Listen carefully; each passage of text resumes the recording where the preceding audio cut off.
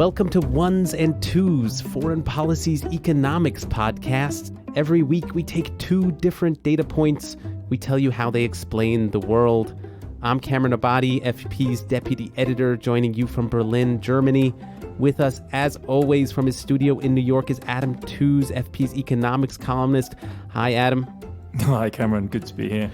Okay, so later in the show, we're going to be talking about pasta trains, and we'll tell you what they say about the European economy. But first, let's start with our news data point.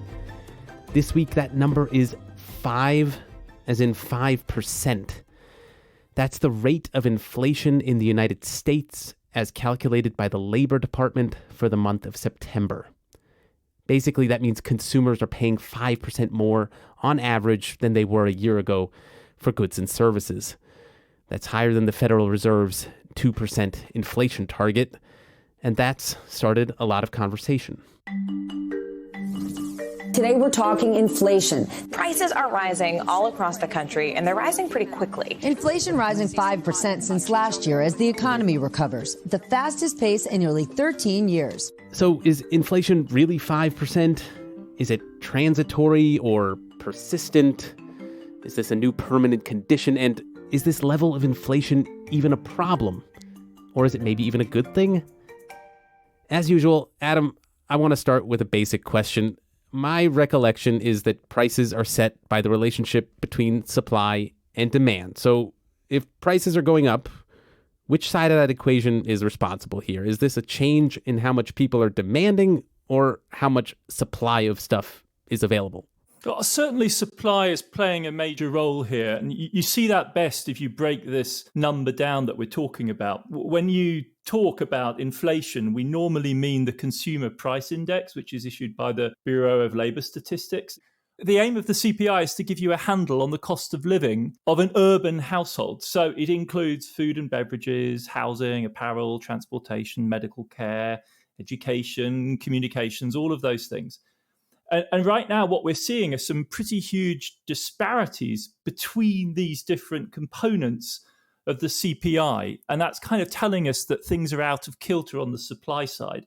So if you look, for instance, at food for American households, it's rising by only 3% year on year right now, whereas restaurant meals are up 4.7%. And I think we know from sort of just general reporting that eateries are having a huge problem getting hold of staff. But for real drama, you've got to look at the energy component. So whereas the prices for electricity generated within the US from your usual utility are up 5.2%, gasoline prices surged 42.7% year on year to August this year. And that just drags the whole index up with it. That huge leap is largely an effect of prices having been so low last year due to the collapse in the world economy. I just want to quickly clarify, to the extent that there are all these supply disruptions, is this basically related to the pandemic? It sounds like it might be. Pandemic is key for sure, yeah, because it threw everything out of sync. It disrupted the flows of goods, and then it produced this sudden restart, which was the only bit about this, in a sense, which has been synced. And that disparity has done a lot of damage worldwide. Okay, so that's the supply side. It does seem like there are demand side issues maybe here as well. I mean, there have been several stimulus programs in the United States since the start of the pandemic. There are some big spending bills now in Congress that could pump even more money through the United States economy. The federal government has raised its minimum wage for government contracts. I mean, are all those factors also playing a role here? Certainly, yeah. I mean, one of the most intuitive ways of thinking about inflation is to say, it's too much money chasing too few goods. And there's certainly more money in the system right now. But what's even more important is, in fact, that it's actually chasing the goods. So folks are actually out there trying to spend the cash.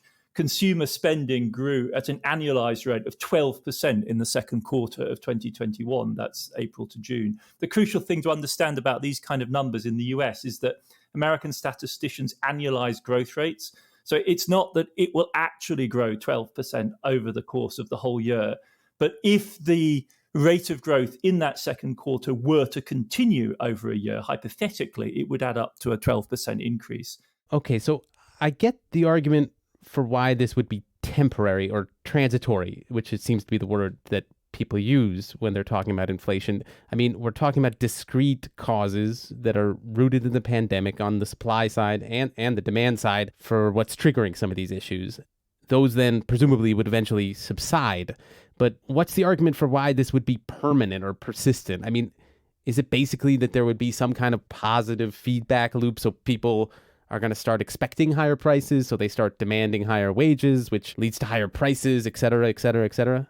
Yeah, that's crucial because, I mean, if you take it very precisely, then you could insist that a process of price increases is only inflationary when it becomes permanent and self-sustaining. That's the only moment when you can really sensibly talk about inflation. Otherwise, the market's just doing its job, right? If supply and demand are out of balance, then prices need to adjust up or down. And once they've adjusted, the process stops. And then the rate of change, which is what we're talking about when we talk about inflation, falls to zero.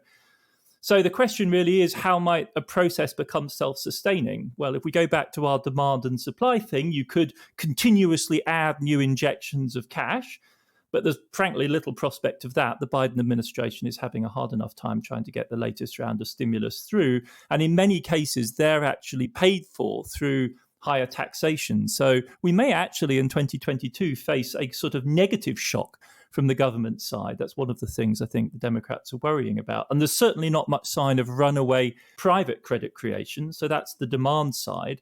If you look to the supply side, what would a continuous restriction of supply look like? You know, there's talk of energy wars, for instance, but we're not in a 1973 situation where OPEC is in the business of trying to, throttle the West. It's quite likely, really, that over the next couple of months, as oil prices pick up, output will pick up too.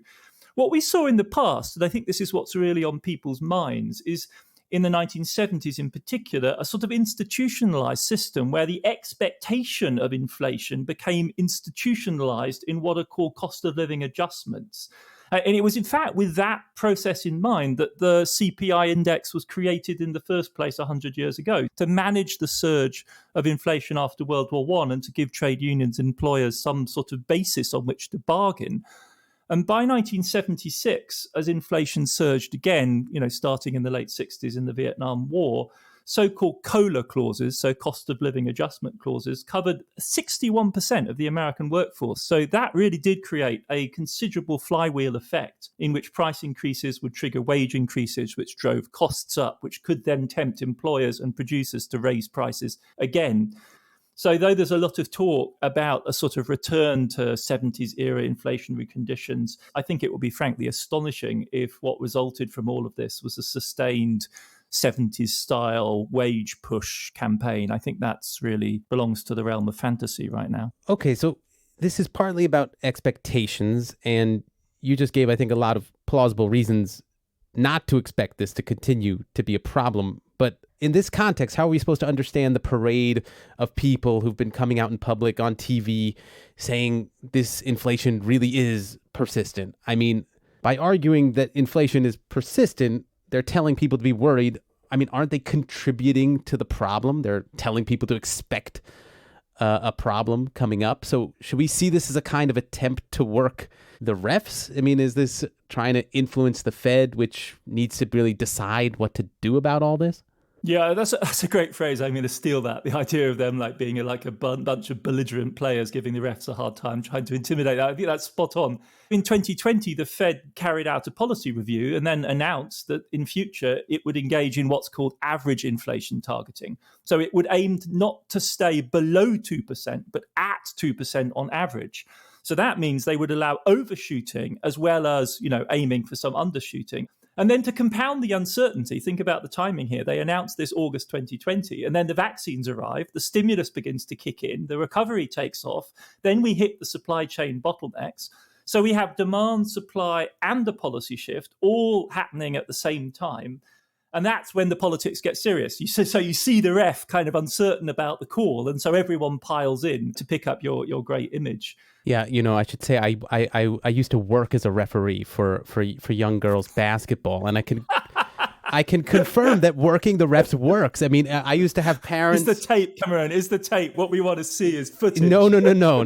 That's I didn't last long. Maybe because I was so vulnerable to the intimidation from the crowd. But in any case, I want to end with another basic question, which is, why exactly is inflation a bad thing? I mean, I get that people don't like higher prices, but if it all gets worked out in the end, that people eventually get more money in their paychecks, I mean, it gets harder to see the problem. I guess there's some friction of transition, but that should eventually work out. So it seems like the limiting case that people usually cite is that the economy is overheating if under inflation. But I've never known what that metaphor means in practice. What does overheating actually even look like?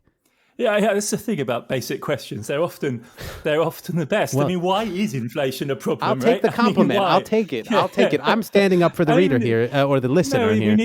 We need to ask. I mean, as you say, if it were universally expected and it was a smooth process of just adjusting ticket prices, it would be essentially painless. There might be kind of like a minimal extra cost of an administrative kind. It's what economists call shoe leather costs.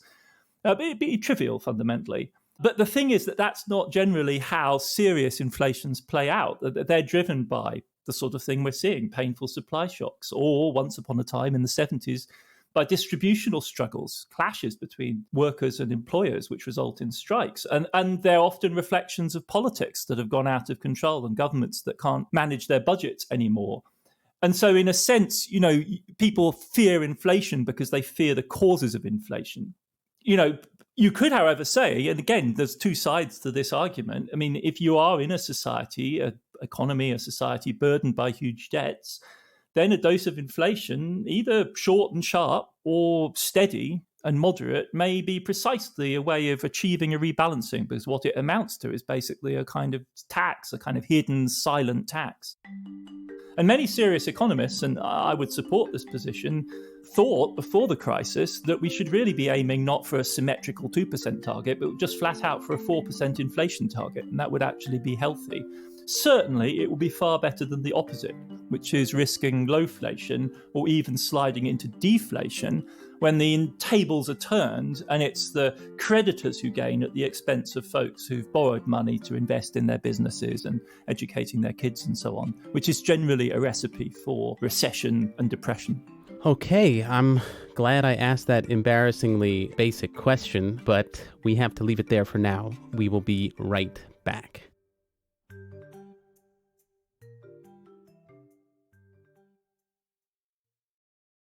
Welcome back to Ones and Twos. Okay, so our next data point is from beyond the headlines. The number is 4. That's the number of dedicated trains that the Italian pasta company Barilla now operates over the Alps every week from Parma in the north of Italy to the German city of Ulm. Every one of those trains you just heard going over the Alps carries close to 500 tons of pasta, 60 tons of sauce, all of that sloshing over the mountains in those trains. It's not exactly the most appetizing thought, but that's how spaghetti and linguine and marinara gets from Italy and its factories to German plates. So, not so long ago, in 2020, it was 2 trains per week. But apparently, pasta has become really popular in the pandemic. Adam, do you want to hazard any guesses why that is? Yeah, I mean, I think come the crisis, come the universal desire for comfort food. After all, practically every culture in the world has got some kind of pasta variant. And Barilla, they're just huge. They're the largest pasta company in the world. They ship staggering quantities of the stuff all around Europe and to the wider world. One important thing to say, though, Cameron, is that this stuff doesn't slosh over the mountains. Oh, well, come on. Give me the liberty of the image. It's The cool thing about it is it goes through the mountains. So Switzerland is really the crossroads of Europe. And what they struggle with is an absolutely endless, unceasing day and night convoys of thousands and thousands of trucks driving through their country, polluting, killing pedestrians, wildlife. I mean, the roads in Switzerland at peak season are just absolutely hellish. So what they've done, with typical Swiss ingenuity, is they've burrowed these enormously expensive, extremely high-tech tunnels through the Alps. And that's what the trains run on. That's really the Barilla boast, that the pasta trains are going to save 5,000 truck trips per annum. It's going to take 6,000 tons of CO2 out of the atmosphere. So it's win-win-win, right? It's a marketing shtick, it's a logistics win, and it's an environmental win, and it saves the poor old Swiss from being swamped by trucks. Okay, so I'll admit I was thinking of something more dramatic, like the trains crossing the Alps, like Napoleon crossing the Alps. Yeah, or like Hannibal's elephants or something. No, the tunnels are totally amazing, and we should definitely do a segment about these awesome feats of engineering. They have these rotational diggers that plow their way through the Alps and steered by super high precision GPS. So you tunnel from two sides and they burrow towards each other, obviously in the dark through the granite, and they meet with like centimeter tolerance in the middle of the mountains. And then I think they abandon the machines forever lost inside the mountains. It's mind-blowing stuff. Okay, I'm going to make a note of that. I think we can do that as a segment some point soon. But for now, these trains, the pasta trains, they're being operated by this pasta company, as you're describing. I just can't help but contrast that investment in German train logistics from an Italian company with all the headaches we've been hearing about in Britain recently. I mean, sometimes it seems like they're having trouble getting food across their borders from Europe. We were even hearing about seafood rotting in ports. They have supermarket shelves empty in Northern Ireland. I mean, are these pasta trains in Europe, are they a window into what exactly the European Union is? Yeah, this is the secret sauce. Oh no, that's it's the sort of trade that's absolutely the key to what Europe is. I mean, these paths across the Alps, I mean, they literally are trodden for centuries. We can, in fact, find the dung, we think, of Hannibal's elephants deposited on the approaches. They're the routes which have been crossed by great armies in the past, always by traders. And so what we're seeing is like this sort of typical European blend of the latest in engineering and just-in-time logistics with truly ancient trade routes. Barilla has the world's largest pasta factory just outside the town of Parma, and they also have a huge sauce factory there. And the whole thing is fed by Durham wheat, which is delivered to the ancient port city of Ravenna, one of the capitals of the Roman Empire in its declining stages. So very old trade routes, souped up, perfected, optimized for the 21st century. So I wonder if in a longer historical sweep, the pasta trains also tell us something about how the EU single market affects European culture. Germany has traditional cheap food of its own, right? I mean, sausages and the like. I'm guessing the fact that pasta sales have been booming for years in Germany, I mean, that has at least in part something to do with the indirect effects of the single market, right? I mean, starting with decades of northward immigration from Italy. Yeah, I mean, let's not knock German cuisine. They have pasta too. I mean, so they've got egg noodles, they've got Spätzle, which are great with Swiss cheese and onions. And then they've even got their own type of stuffed pasta, which, believe it or not, are called Maultaschen, which literally translates as like mouth pockets. Yeah. That may make it less appetizing. Let's stick with Maultaschen. They're very good. Fat sort of ravioli with spinach and mystery meat. But yeah, European food culture has definitely become more unified over the last half century. If Americans like Julia Childs brought French food to the US, there's very similar processes in Europe as well. In Britain, it was a woman called Elizabeth David, whose cookbooks people may know from the Mediterranean. She basically introduced fresh garlic to the Brits. If you actually watch Len Deighton's films, the ones with Michael Caine from the 1960s, show a working class Brit learning to cook fancy European food. It's really kind of touching to watch. And the wars stirred things up. You get a rash of Italian cafes all over Northern Europe after World War II. Many of them are Italian prisoners of war. It was still very much happening in the 70s and 80s when I was growing up in West Germany. I vividly remember the shock of first trying pesto, like green and silky and kind of oozier than you can possibly imagine, all that olive oil, and dried tortellini, which I remember stealing from some sort of highway Italian restaurant. So, yeah, it's a story of guilty pleasures accumulating over time. Yeah, I mean, I'm guessing one reason that Germans might prefer the spaghetti and the tortellini to their local pasta is that when they talk about it, they hear the word mouth pocket, as you were just talking about. So, I guess I would prefer to go with the pesto and the tortellini. But one last thing about the pasta trains. I was saying that I was reading all this PR material from Barilla, and to go back to the thing you mentioned at the outset, I mean, the company emphasizes everywhere that this train service in Germany is not just about serving a foreign market, it's also a climate change measure. I mean, they emit less carbon than the trucks they used to use. But I mean, how seriously should we be taking this? Is this just like PR greenwashing, so to speak?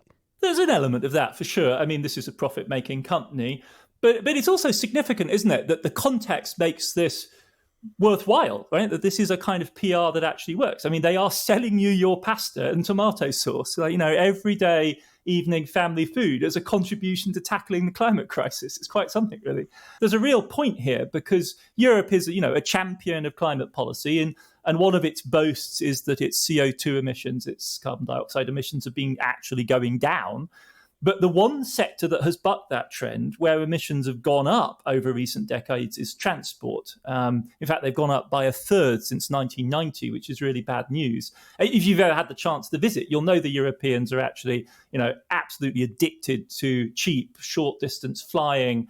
But road transport and trucking are also major contributors here. Altogether, transport accounts for about 29% of European emissions.